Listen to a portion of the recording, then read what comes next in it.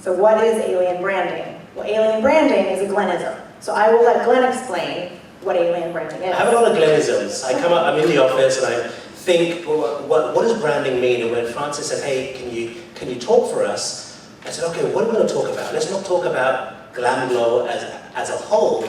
People always say, I think somebody said to me today, what's the one thing that made GLAMGLOW successful? And it is alien branding. So I want you all to close your eyes. Nothing's going to happen, don't worry. No kicking each other. Close your eyes. Now imagine you're in space. And you travel through space to a far distant galaxy.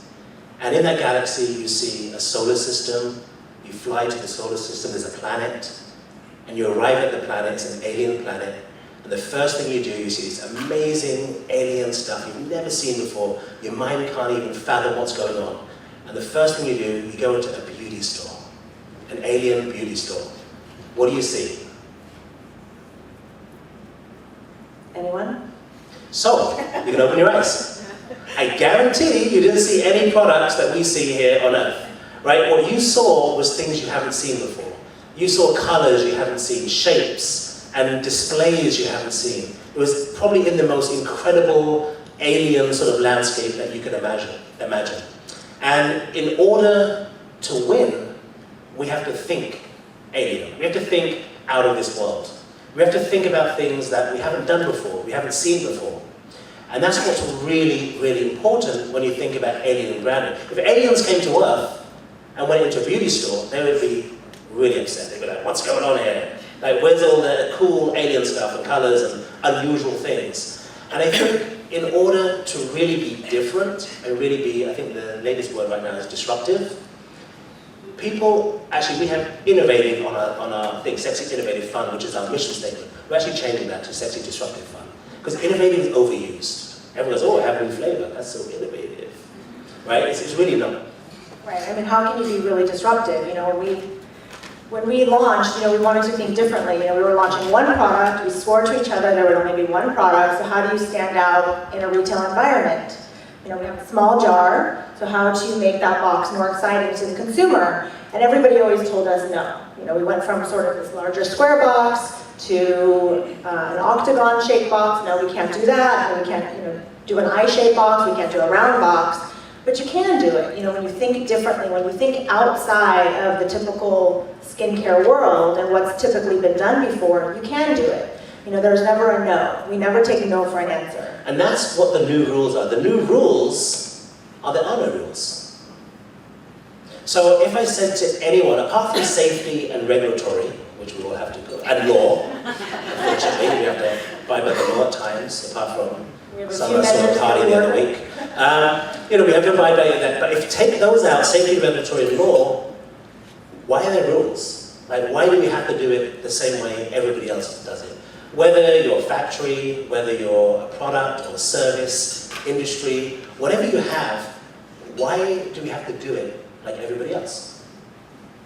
And that's what we got constantly, all the time. Even to this day, they say, no, you can't do that. You can't put tea leaves in mud. You can't even use mud. Like, why not? Actually, we were told we wouldn't even get a patent, I think, right? Actually, the chemist that made our product, we said we're going to apply for a patent on these leaves and mud, and they said, no, won't get it.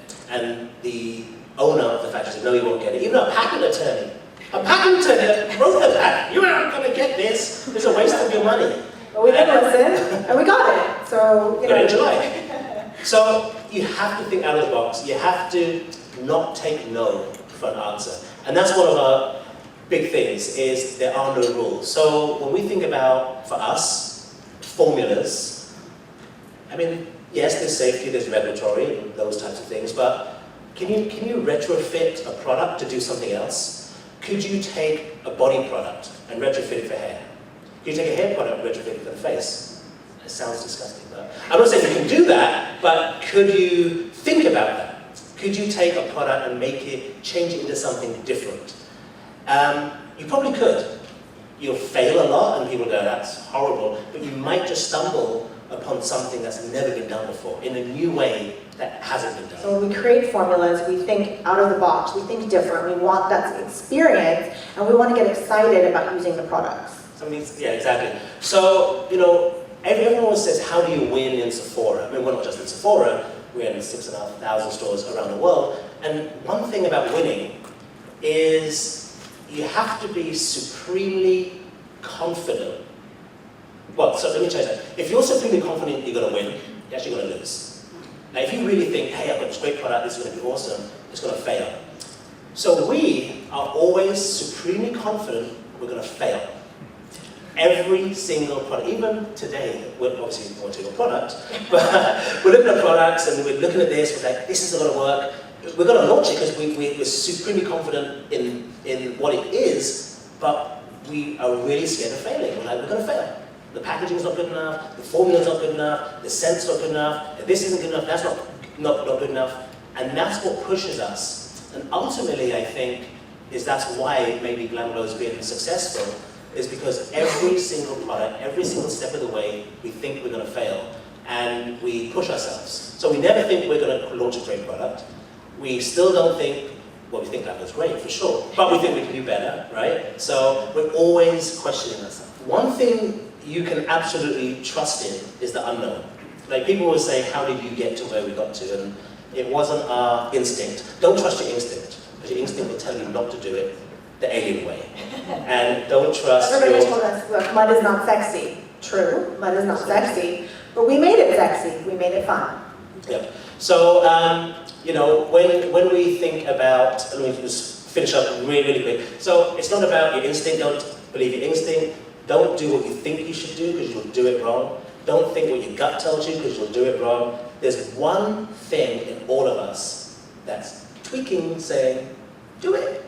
It's that X factor, that X thing. You don't know what it is, but beyond all your instincts and what you think and what you feel, and what everyone tells you, don't do it, don't do it, don't do it, do it. Because when you do it, you will disrupt, you'll do it differently, and you'll kill it. There you go. That's our little speech.